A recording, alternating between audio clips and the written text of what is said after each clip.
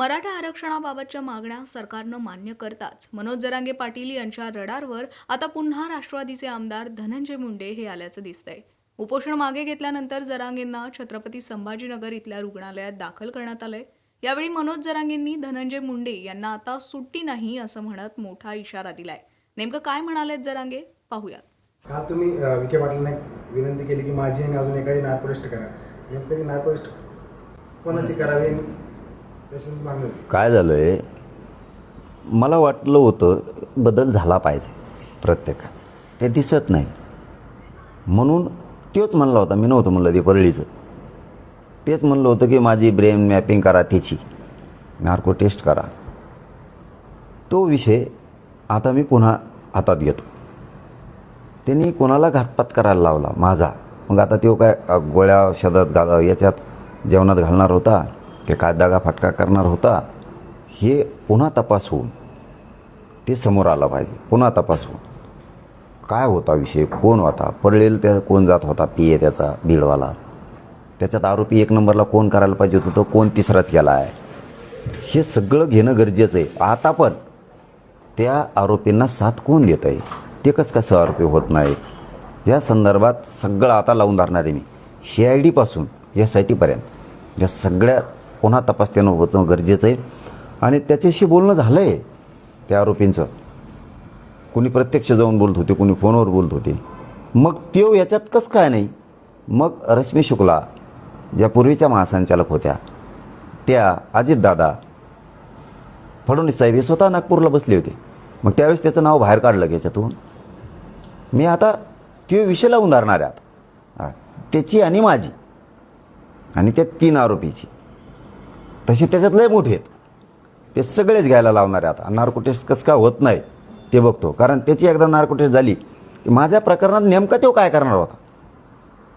आता करणारा मी पुन्हा सांगतो, मी आरोपीला तर दोष देत नाही, करणारापेक्षा करून घेणारा महत्त्वाचा आहे। ते काय करतो, मागून राहतोय आणि घोडे नाचल्यासारखा नाचितोय, ते त्यांच्याकडून करून घेतोय तो सगळं। आणि मग हे बी मरूच घातले जातात त्यांनी, मग अंगावर यायला त्याला एवढं सोपं अंगावर यायला, इकडे कच्चे येतोय, त्याचं ऐकून तुम्ही मराठ्याच्या चळवळीचं अंगावर येणार, हे करणार। त्याच्यामुळं ना यांना मी यांचं नावच नाही घेत, या आरोपीची तर दखलही घेत नाही मी, गिनीत बी नाही, बघतही बी नाही, दखलसुद्धा घेत नाही साधित, पण त्याला सुट्टी नाही आता। परळीवाल्याला त्या धनंजय मुंड्याला सुट्टी नाही आता। त्याची नार्को टेस्ट माझी कशी होत नाही आरोपीची, हे मी फुल लावून धरणार आहे आता पूर्ण वेळ। ते कसं होत नाही ते बघतोच आता, कारण त्याची एकदा नार्को टेस्ट झाली। मग आंधळ्याच्या प्रकरणात काय झालं, संतोष देशमुखांच्या प्रकरणात काय होता, कसं काय येत नाही, गीतेच्या प्रकरणात कसं काय येत नाही, महादेव मुंडेच्या प्रकरणातला विषय, आणि आणखीन कुठं कुठं कोंकण धाराशिवला इकडे तिकडं कारखाने होते, त्याच्यात काय काय झालेलं आहे भ्रष्टाचार, कशात काय होतं ना, हे सगळं एकदाची त्या नार्को टेस्टमध्ये। म्हणजे माझ्या नार्को टेस्टच्या या प्रकरणात बाकीचं सुद्धा सगळं लफडा येणार, त्यामुळे हे होऊनच जाऊ दे आता। तू मरू घातलं वय यांना, मरतील तर लोकाचे मरतील, मरतील तर मराठ्यांचेच मरतील, आणि तुला मजा करायची वय, लोकाचे लेकरं तू बघतोस तू ऐकडा आता। या संदर्भात मुख्यमंत्री उपमुख्यमंत्र्यांकडे तुम्ही तक्रार करणार? SP पासून पुन्हा ही आधीच केली मी, अधिकृत पुन्हा एकदा SP-कडे करणार, स्थानिक पोलीस स्टेशनला करणार, स्थानिकला पण दोनही कमिशनरला करणार, मी मुख्यमंत्री गृहमंत्री यांना सुद्धा करणार ही तक्रार। मी जे त्याच्यात विभाग येत आहेत, आणि कोर्टातून सुद्धा आणि पूर्ण ताकदीनं हे लावून जाणार। त्याचे नार्को टेस्ट कसं काय होत नाही माझी, पण ती मी आता बघणार। लोकांच्या लेकराला पुढं घालतो आणि त्यांना पैशाच्या जेवावर तू, आणि तोच लोक कोणचा PA येतो, तो हा कोणचा प्रवक्ता आहे, हे सोबत हिंडत येत, कशा माहित्या पुरवित येत, कशा खोट्या बातम्या मग त्या यूट्यूबला दाखवल्या जात्यात, कोण कोण भेटतं संभाजीनगरला, मंत्रालयात कोण कोण भेटतं, खाऊ गल्लीत कोण भेटतं, पुण्यात कोण भेटतंय, हे सुद्धा यांनी शिकून म्हणजे ब्रेन वॉश केले, आणि ब्रेन वॉश करून आरोप करायला लावायचे, आणि त्यांच्या हातातून वाईट कृत्य करून घ्यायचं। हे काम बीडपासून लातूरपासून हे सगळेजण करून घेत आहेत वाईट काम हातातून। मग करून घेणारे सुद्धा हे 6 आरोपी झाले पाहिजेत ना, ते जातीचे कोणचे असू, भले ते मराठ्याचे असू नाही तर ओबीसी असो नाही तर कोणाचे असो, हे सगळे आले पाहिजे. कारण याच्यात 50-60 जण आहेत ब्रेन वॉश करणारे. कोण कसं सांगायचं काय करायचं हे पुरे होऊन जाऊ दे. अरे बडबड करून नाही चालत रे. इकडे बी ऐकून घेतोत म्हणजे कच्चे नाही आहेत. ऐकून घेतोत म्हणून कच्चे नाहीत. कुंकडं बरळायचं नाही त्यांचं ऐकून. इकडे बी कच्चं रक्त नाही आहेत मराठ्यांचे. पण कोणाचं तरी मायमाऊलीचं ऐकून गप्प बसत असतं प्रत्येकजण. त्याचा अर्थ तुम्ही वापरणारच असाल ना. वाप जिरत येते आम्हाला जे. आणि इथून पुढं दुसरा मुद्दा, राज्यातले जेवढे बोलणार आहेत ना त्यांना आता तोडीस तोड जसेल तसं उत्तर मिळणार आहे. जशाल तसं तोडीस तोड. कुंकडं बोलते काही तर माझ्या पार आईबापापर्यंत यायले. ठीक आहे आपली वैचारिक लढाई होतो. आईबापापर्यंत येणार तुम्ही. आम्हाला माहिती आहे मग तुमचं बाटलाचेच उसं होते. तोडायला तुम्ही कसं पात्रात पडत होतात. आम्ही त्या भाषेत काढणार आहेत. 100% काढणार आहे आता त्याच भाषेत.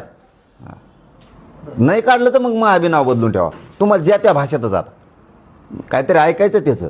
त्यांनी त्या खरकाट्यानी 5-6 जण उभा करून ठेवले आणि ते वच वच वच वच बुळबुळ बोलते. त्यांना वाटतं आम्हाला बोलताच येत नाही. अरे आपल्या डायरीतले डेंजर शब्द आहेत. इतके भयान काढील. त्याला जातीशी कोणी तोलायचं नाही.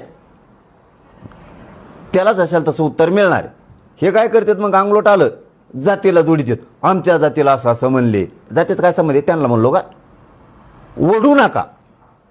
जिथलं तिथं ज्याला त्याला आता उत्तरं मिळणार आहेत जशा त्याच भाषेत. मग ते कुणी पण असो राज्यात. आता आंदोलनात होतो नको बाबा समाजात लेकराचं आमच्या वाटोळं होईल म्हणून आम्ही ते 2-2.5 वर्ष असं धुवूनच काढलंय. आता आम्ही धुवून काढतो. बरं, पण तुमच्या आंदोलनात ती टीका होते. सरकार लाचार होताना पाहिजे, माकडाप्रमाणे विखे पाटील उड्या मारताना पाहिजे आणि केलेलं पाप धुण्यासाठी प्रसाद लाड जरांगेकडे गेले असं लक्ष्मी हाके यांनी म्हटलं. ते माकडावरून उड्या हाणते तर तुम्ही माकडे नव्हा त्यांच्या पुढं. काय त्याला एवढं बरोबरी करायची. ते माकडावरून विखे पाटील उड्या हाणते तर आपण माकडीन व्हायचं. त्यांच्या पुढे जाऊन उड्या आणायचं झालं. एकदा शेपूट जरी हलिलं तरी माकड बरोबर काम करतो. सरकार अस्थिर करण्यासाठी, मुख्यमंत्र्यांची खुर्ची अस्थिर करण्यासाठी हे सगळं चालू आहे. ते म्हणतात सरकार अस्थिर करण्यासाठी. हे आणखीन एकदा सांगतो बाबा, मी याच्यावर बोलत नाही. मी त्याची दखल घेत नाही. मी कोणाची दखल घेत नाही. पण बाबा स्वतःच्या जातीसाठी लढाव. गरिबांच्या लेकरांचं लय वाटलं होते धनगराचे. हेच काम आधीच केलं असतं. आमच्या काही विरोधात करीत नव्हती उडी उदरीत बसून. हेच एसटी आरक्षणासाठी केलं असतं तर आत्तापर्यंत कल्याण झालं असतं त्या लेकराचं. करेनात का आमच्या विरोधात. मी 1.5 वर्षापूर्वीची एक गोष्ट सांगितली होती. तुमच्याकडे सगळा रेकॉर्ड आहे त्याचा की कोणाचं ऐकून आपण शिवबोळूया विनाकारण नाराजा पसरून देऊ नका. त्याचं ऐकलं नाराजी पसरले वडीगुद्री आणि अंतरवाली किंवा मराठा समाजात. काही गरज नव्हती ना ह्या गोष्टी करायची. आम्ही हे पण सांगितलं होतं त्याच वेळेस.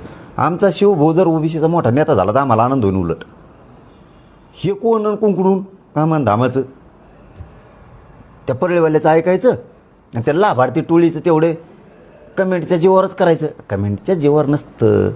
ते धनगराच्या आडून गेलं ते आणि साधून घेतात. आणि ते लाभार्थी टोळीला कामच तेवढे. त्यांनी सगळ्या जातीचा त्यांच्या देवारा करून टाकला त्या लाभार्थी टोळीचा.